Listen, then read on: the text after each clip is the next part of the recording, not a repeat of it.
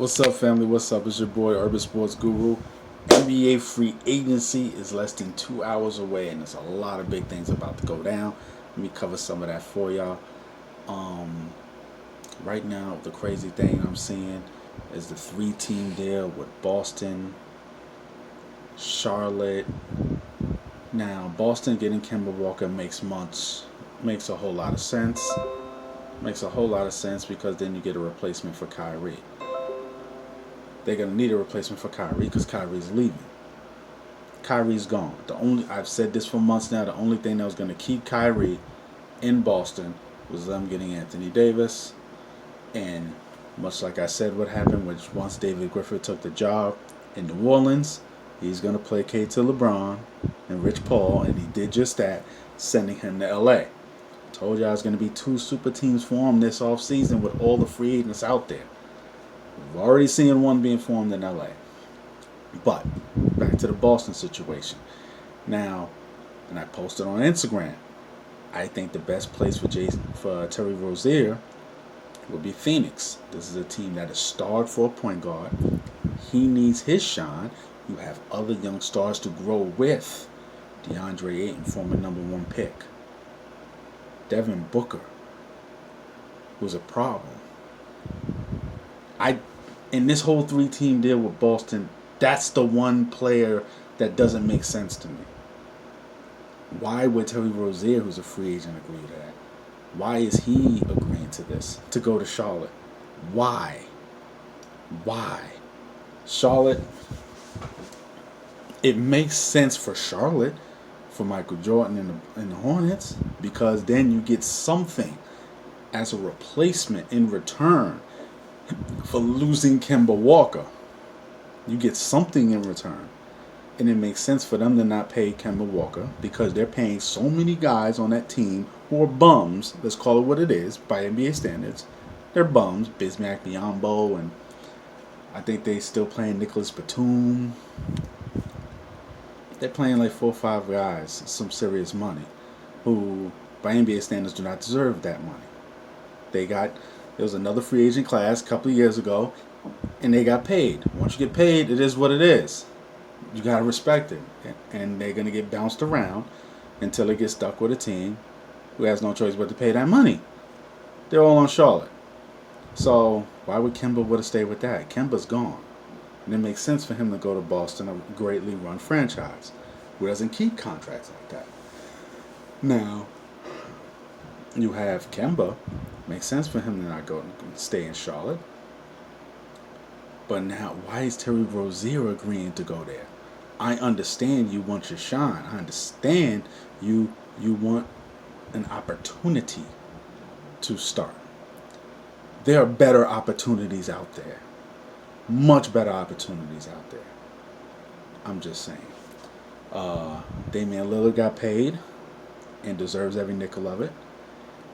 My only concern with him getting paid is that they have real needs on the wing. I liked what they did in the draft, by the way. But they have real needs on the wing. Real needs. And him and McCollum, if everyone's expecting Nurkic to come back and be the same guy, I think what we've seen this past year with these kind of injuries, we've seen it with Paul George. It took him 2 years. We just saw it last year with Gordon Hayward. I expect to see a much better version next year of Gordon Hayward.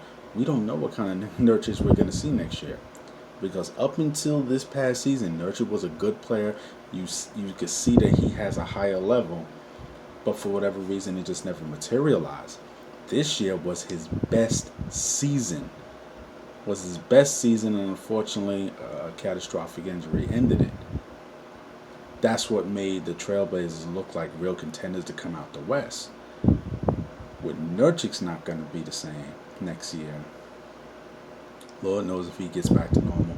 You have real deficiencies on the wing with Hawkins and Aminu, who defend, but they're not great 3-and-D guys. They're not giving you much production point-wise. You know, once you go against other teams and other squads, it shows. It shows. It is a glaring weakness.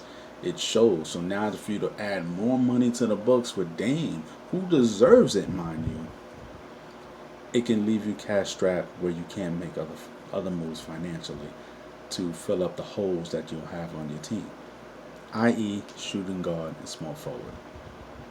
The wing positions, well, probably that's in today's NBA, that's small forward and power forward.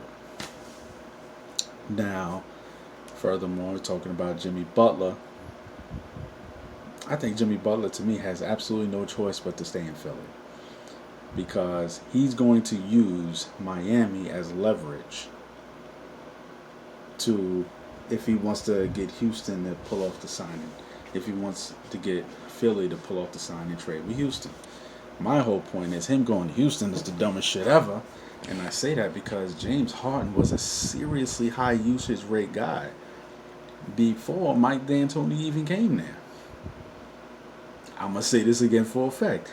James Harden was a serious high usage rate guy before Mike D'Antoni even came there. So much of a high usage rate that when they went and got Ty Lawson, that situation didn't work. It didn't work. It flat out did not work.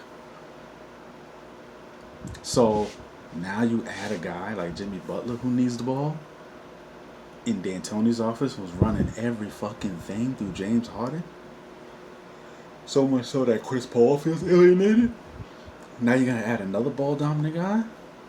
Because personality wise, I think they need a tough guy like Jimmy Butler. I think they need a defender like Jimmy Butler. But the fact that the ball is not moving, and this is I'm not going to put this all on D'Antoni. I'm putting this half of this on James Harden, because even before D'Antoni got there, go look at old clips of that offense. That offense a lot of times was James Harden at the top of the key, dribble, dribble, dribble, dribble, dribble, dribble. That was their offense even before D'Antoni came. D'Antoni came and doubled down on it because he said, "Look, I can't bring no point guard with this nigga. He's gonna have to be my point guard," and it's worked. But you want to add another guy who needs the ball? I don't see that working. And who are you going to use? You're going to use Miami as leverage? Go to Miami. I wish you fucking would. They have no one there. Miami has no one there. They're stuck with a bunch of bad contracts of guys they don't want. They don't want Tyler Johnson. They don't want Tyler Johnson. Gordon Dragic. Whiteside is talented, but he's inconsistent. They're stuck with 3 hefty contracts with guys that they don't want. And you're going to go there? You're going to use them as a threat? Nobody. It makes sense for him to stay in Philly. His personality fits Philly. Basketball-wise, he stays in Philly. My only fear about him staying in Philly is if Ben Simmons does not alter and grow in his game, he's going to waste. Jimmy Butler is going to end up wasting years in Philly that he feel he could be spending elsewhere. That is my fear, because even with or without Jimmy Butler, that team's forward movement is predicated on 2 things: Ben Simmons finding a jump shot. He better take his ass to Pathmark, buy that shit. I don't give a fuck where the hell he get it from. He need to find one. And Joel Embiid's health. Predicated on those 2 things. Joel Embiid, as y'all know, one of my favorite players in the NBA. Him and Steph Curry. He gets his health in order and dedicates himself like he never did before. Ben Simmons just gets a respectable jump shot. You ain't got to be shooting like Curry, but just to get a respectable jump shot where guys, you're standing behind the 3-point line, your guy is standing at the dotted line in the paint because he don't respect your shit. He gets a respectable jump shot. Then Philly can win a title next season, even without signing Tobias Harris. Sign Jimmy, sign JJ, and y'all can move forward. I think Tobias Harris, however, will be a good look. Tobias Harris will be a good look for Houston. Gives you another 3-point shooter, and he could do some creating on his own, and he knows how to operate around other players who are ball dominant. He doesn't give you the defense on the wing that you need, but he can do some creating on his own with the limited amount of touches he will get. The problem is they're so cash strapped in Houston, they're not going to be able to afford them. They're not going to be able to afford them. But a lot of big things are going to go down in the next couple of hours. And I'm going to say this, I'm saying this, I said this on Instagram, I'm saying it here. Kawhi Leonard better not go to LA. Because if he does, that same hate that y'all gave fucking Kevin Durant, the same hate, that same venom that y'all gave Kevin Durant for going to Golden State, y'all better give that shit to that Lakers squad. Because I said 2 super teams would be formed. That's not a super team. That's a super team on steroids. That's what that shit is.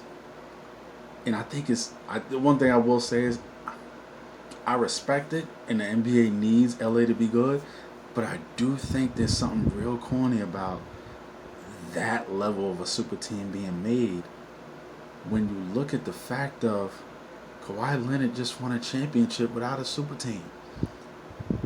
And this is what you, LeBron, need to win a championship? I don't know. It's just my thoughts. Hour and a half. Real shit is about to go down. Let me know your thoughts. Let me know what you're thinking. Hit the like. Hit the subscribe. It's your boy, Urban Sports Guru. I'm out. Salute.